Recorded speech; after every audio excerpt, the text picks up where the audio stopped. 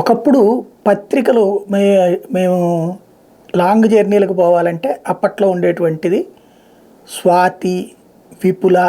విపుల ఏమో మంత్లీ ఇవొచ్చుండే కథలు అవి వస్తుంటాయి.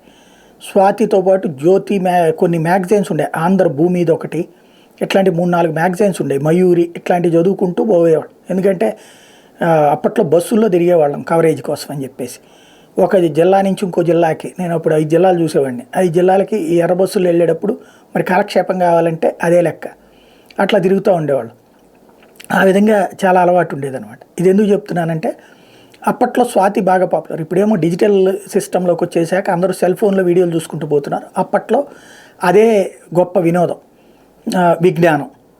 స్వాతి బాగా పాపులర్. స్వాతిలో ఎక్కువ మంది మహిళలు, యువత బాగా ఫాలో అయ్యేవాళ్ళు. అందులో ఫజిల్స్ ఒకటి యువతను అట్రాక్ట్ చేసేది, సరసమైన కథ బాగా అట్రాక్ట్ చేసేది. ఇప్పటికే సరసమైన కథ ఉన్నట్టుంది. అట్లాగే సమరం గారి సమాధానాలు, ఇది యువతకు పెద్ద ఇదనమాట. అంటే వాళ్ళు చెప్పుకోలేనటువంటి అందులో చూసుకుని ఇదే ఆయన ఒక గని లాంటోడు అనమాట. ఆ స్వాతిని అసభ్యత అంటూ ఆ మధ్యకాలంలో ఒకప్పుడు కేసు పెట్టారు. సుదీర్ఘకాలం పాటు విచారణ జరిగినాయి. ఆ తర్వాత కొట్టేశారు స్వాతి మీద. అప్పుడు సురేంద్రబాబు గారు కమిషనర్గా ఉన్నప్పుడు కేసు పెట్టారు, తర్వాత కొట్టేసినటువంటి పరిస్థితి. అప్పుడు మహిళా సంఘాలలో ఎవరు పెడతారు. ఇప్పుడు మహిళా కమిషన్ ఏకంగా స్వాతి వారపత్రిక మీదన కేసు పెట్టిందట.